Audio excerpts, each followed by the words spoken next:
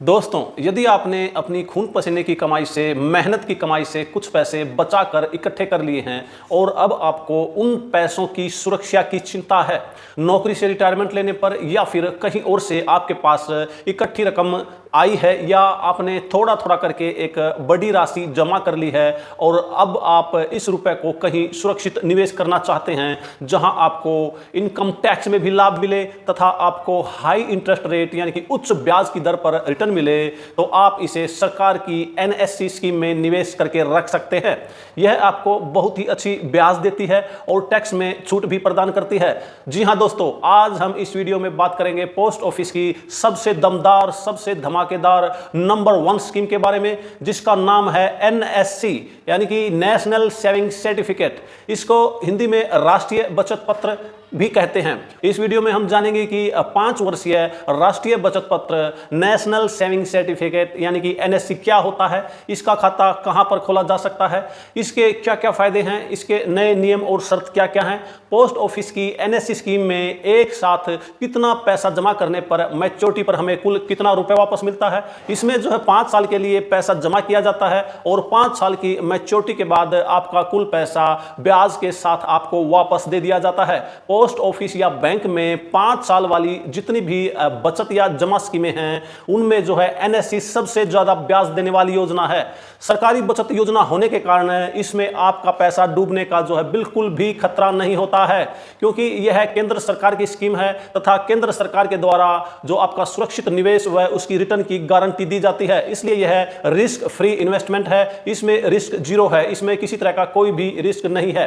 नमस्कार दोस्तों, मैं विजय कुमार आपका इस यूट्यूब चैनल पर स्वागत करता हूं। दोस्तों, यह जानने से पहले कि पोस्ट ऑफिस की एनएससी स्कीम में कितना पैसा एक साथ जमा करने पर उसकी मैच्योरिटी पर हमें ब्याज सहित कुल कितनी रकम वापस मिलेगी, इस स्कीम के बारे में कुछ महत्वपूर्ण जानकारी, कुछ इंपॉर्टेंट पॉइंट्स को एक एक करके हम डिटेल में डिस्कस करते हैं, बिल्कुल सरल और आसान भाषा में। आइए चलिए।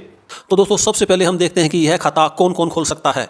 कोई भी एक सिंगल पर्सन जो कि इंडियन हो और जो कि वयस्क हो, यह खाता खोल सकता है, लेकिन एनआरआई को, नॉन रेसिडेंस इंडियन को, यह खाता खोलने की अनुमति नहीं है। खाता जो है ज्वाइंट अकाउंट भी इसमें खोला जा सकता है। 2 या 3 अडल्ट वयस्क व्यक्ति मिलकर के यह खाता जो है ज्वाइंट अकाउंट खोल सकते हैं और इसमें माइनर के नाम भी खाता खोला जा सकता है। माइनर का खाता जो है उसके माता पिता या गार्जियन उसके बिहाफ पर जो है माइनर के बिहाफ पर भी यह खाता खोल सकते हैं। और कोई अनसाउंड माइंड जो कि मानसिक रूप से अस्वस्थ कोई व्यक्ति है तो उसका खाता भी जो है एनएससी स्कीम में खोला जा सकता है, उसके माता पिता या जो उसकी देखभाल करते हैं उनके द्वारा। और यदि कोई माइनर जो है 10 साल से अधिक उम्र का है और अपने जो है हस्ताक्षर करने में सक्षम है तो उसके नाम, अपने नाम से भी वह खाता खुलवा सकता है तथा खाते को ऑपरेट कर सकता है।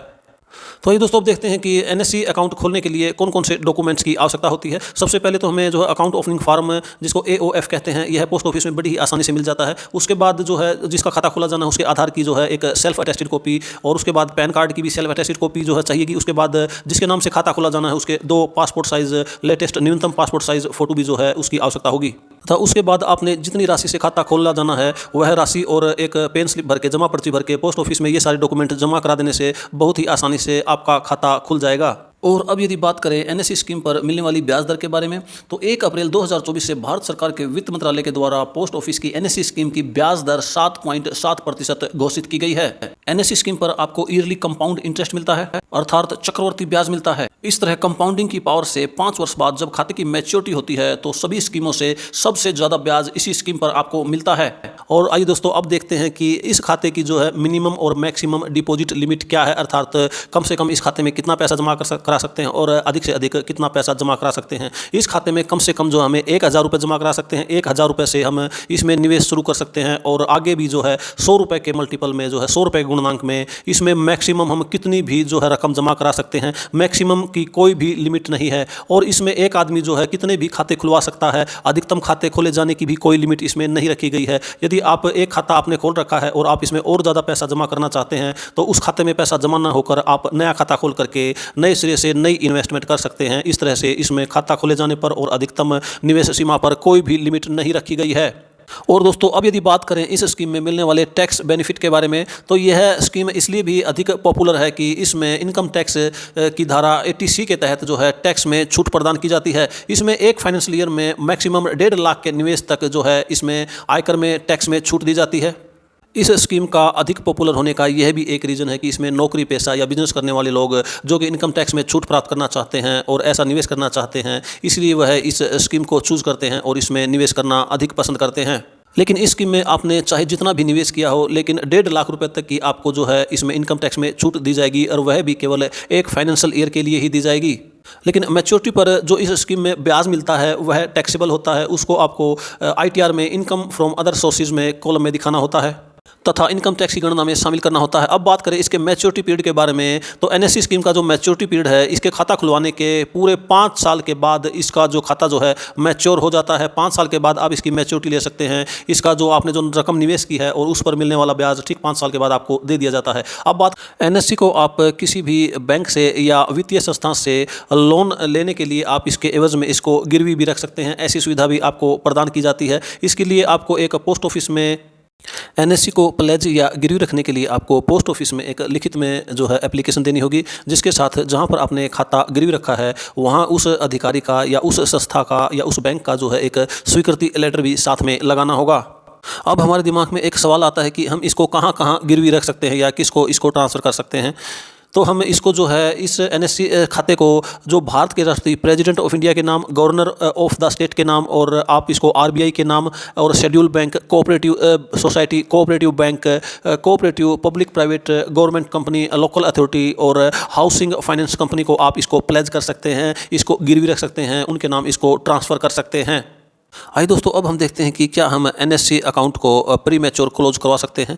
वैसे तो नॉर्मली तौर पर, साधारण तौर पर हम इसको जो है प्री मैच्योर क्लोज नहीं करा सकते, 5 साल से पहले इस खाते को बंद नहीं करवा सकते। लेकिन कुछ एक्सट्रीम सर्कमस्टांसिस में, स्पेशल सर्कमस्टांसिस में हम इसको जो है 5 साल से पहले बंद करवा जा सकता है। पहले तो यदि जो यह कोई सिंगल अकाउंट होल्डर है और उसकी डेथ हो जाती है तो उस हाल में जो है इस खाते को बंद करवाना अनिवार्य हो जाता है। या फिर ज्वाइंट रूप में यदि यह खाता ज्वाइंट है और दोनों ही ज्वाइंट अकाउंट होल्डरों की डेथ हो जाती है तो उस मामले में भी इस खाते को बंद किया जा सकता है। या उसके बाद यदि इस खाते को कहीं पर प्लेज कर रखा है, गिरवी रख रखा है और वहाँ के गस्टेड ऑफिसर के द्वारा इसको फॉरफिट कर लिया जाता है तो उसके बाद भी जो है इसको बंद करवाना पड़ता है। और उसके बाद यदि कोर्ट का कोई ऐसा ऑर्डर हो तो कोर्ट के ऑर्डर के द्वारा भी इसको समय से पहले बंद किया जा सकता है। इन सिचुएशन के अलावा इसको 5 साल से पहले नॉर्मली किसी भी हालत में बंद नहीं किया जा सकता। अब बात करते हैं NSC स्कीम को, जो NSC नेशनल सेविंग सर्टिफिकेट है, इसको क्या एक आदमी से दूसरे आदमी को ट्रांसफर किया जा सकता है। नॉर्मली हम इसको एक आदमी से दूसरे आदमी, यानी कि एक व्यक्ति से दूसरे व्यक्ति को ट्रांसफर नहीं कर सकते, केवल कुछ कंडीशन को छोड़ करके। जैसे नंबर 1, अगर किसी अकाउंट होल्डर की डेथ हो जाती है तो ऑटोमेटिक यह जो खाता जो है NSC नेशनल सेविंग सर्टिफिकेट उसके नॉमिनी या कानूनी वारिस के नाम ट्रांसफर हो जाता है। और यदि account holder joint account holder है और उसमें से एक की मृत्यु हो जाती है तो भी यह दूसरे अकाउंट होल्डर के नाम ऑटोमेटिक जो ट्रांसफर हो जाता है। और यदि कोर्ट कोई ऐसा आदेश करता है तो यह किसी दूसरे व्यक्ति के नाम ट्रांसफर किया जा सकता है। या इसके अलावा यदि इस NSC को किसी स्पेशल अथॉरिटी के नाम जो है प्लेज कर रखा है, गिरवी रख रखा है, और हम इसके बदले में जो हमने ऋण ले रखा है या लोन ले रखा है उसको चुका नहीं पाते, तो अगर वह अथॉरिटी चाहे तो उसको अपने नाम ट्रांसफ़र करवा सकती है। इन सभी सिचुएशन और एक्सट्रीम सर्कमस्टांसिस के अलावा इस NSC को किसी दूसरे आदमी को ट्रांसफ़र नहीं किया जा सकता है। तो दोस्तों, अब देखते हैं कि पोस्ट ऑफिस की NSC स्कीम में एक साथ लमसम यानी कि इकट्ठा रुपया जमा करने पर हमें 5 साल के बाद इसकी मैच्योरिटी पर जो है कुल कितना रिटर्न मिलता है, अर्थात हमें कुल कितना रुपया वापस मिलता है। आइए चलिए देखते हैं। भाई दोस्तों, अब देखते हैं यदि हम पोस्ट ऑफिस की NSC स्कीम में 25,000 रुपये जमा करते हैं तो 7.7% के हिसाब से उस पर जो ब्याज मिलेगा 5 साल के बाद 11,225 रुपये 85 पैसे मिलेगा। और मैच्योरिटी पर जो कुल अमाउंट हमें वापस मिलेगी वह 36,225 रुपये 85 पैसे मिलेगी। और दोस्तों, यदि 25,000 रुपये हमने 580D में जमा किए होते तो हमें 34,641 रुपये 96 पैसे मिलते। और इसी को हमने जो है MI स्कीम में जो है 25,000 रुपये जमा किए होते तो हमें जो है मैच्योरिटी पर 5 साल के बाद इंटरेस्ट और वैल्यू कुल मिलाकर के 34,240 रुपये ही मिलते। जबकि पोस्ट ऑफिस की NSC 36,225 रुपये 85 पैसे मिलते हैं। यानी कि इन सभी स्कीमों से जो है अधिक ब्याज हमें NSC स्कीम पर ही मिलता है। और दोस्तों, यदि हम NSC स्कीम में 50,000 रुपये जमा करते हैं तो 7.7% के हिसाब से हमें कुल ब्याज 5 साल के बाद 22,451 रुपये 70 पैसे मिलता। और मैच्योरिटी पर जो कुल रकम मिलती वह है 72,451 रुपये 70 पैसे मिलती। और दोस्तों, इसी रकम को यदि हम पोस्ट ऑफिस की 580D में जमा करते तो इसमें कुल हमें 69,283 रुपये 92 पैसे ही मिलते। और इसको यदि हम MIs में इन्वेस्ट करते तो मैच्योरिटी पर 5 साल के बाद हमें जो है इसकी वैल्यू और इंटरेस्ट मिला करके 68,480 रुपये ही प्राप्त होते, जो कि NSC से काफ़ी कम है। और दोस्तों यदि हम पोस्ट ऑफिस की एनएससी स्कीम में 1 लाख रुपए जमा करते तो 7.7% के हिसाब से 5 साल के बाद हमें जो ब्याज मिलता 44,903 रुपये 40 पैसे मिलता और मैच्योरिटी पर जो कुल रकम हमें वापस मिलती, कुल मैच्योरिटी अमाउंट हमें वापस मिलती, वह है 1,44,903 रुपये होती। जबकि 1 लाख रुपये को यदि हम 580D में जमा करते तो हमें केवल 1,38,567 रुपये 84 पैसे ही मिलते और यदि MIS में इसको हम जमा करते तो मैच्योरिटी पर कुल जो हमें रिटर्न मिलती वह है 1,37,020 रुपये ही मिलती, जो कि NSE से काफ़ी कम है। तो दोस्तों अब देखते हैं यदि हम 5 लाख रुपए NSE में निवेश करते तो 7.7% के हिसाब से जो ब्याज है उसके हिसाब से हमें कुल ब्याज जो है 2,24,516 रुपये मिलता और मैच्योरिटी पर जो कुल रकम हमें वापस मिलती वह है 7,24,516 रुपये 99 पैसे मिलती। और दोस्तों इसी रकम को यदि हम 580D में इन्वेस्ट करते तो हमें मैच्योरिटी पर केवल 6,92,839 रुपये 20 पैसे ही मिलते और MIS में यदि हम इस रकम को निवेश करते तो मैच्योरिटी पर केवल 6,84,980 रुपये ही मिलते, जो कि दोनों ही NSE स्कीम से काफ़ी कम हैं। और दोस्तों यदि हम 10 लाख रुपए NSE स्कीम में निवेश करते तो 7.7% ईयरली कंपाउंड इंटरेस्ट के हिसाब से हमें जो कुल ब्याज मिलता वह है 4,49,033 रुपये 98 पैसे मिलता और मैच्योरिटी पर जो कुल रकम हमें वापस मिलती वह है 14,49,033 रुपये 98 पैसे मिलती। और इसी रकम को यदि हम 580D में जमा करते तो हमें कुल जो है 13,85,678 रुपये 41 पैसे मिलते, जो कि NSE से काफ़ी कम है, आप क्लियरली स्क्रीन पर देख पा रहे होंगे।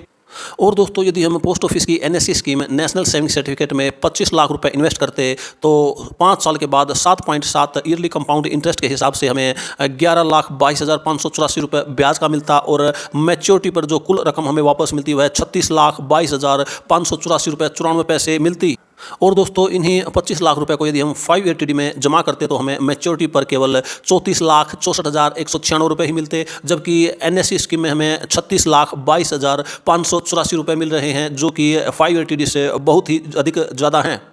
और दोस्तों अब बात करें यदि हम 50 लाख रुपए NSE में इन्वेस्ट करते तो 7.7% ईयरली कंपाउंड इंटरेस्ट के हिसाब से हमें 22,45,169 रुपये 88 पैसे ब्याज का मिलता और मैच्योरिटी पर 5 साल के बाद जो कुल रकम हमें वापस मिलती वह है 72,45,169 रुपये 88 पैसे होती।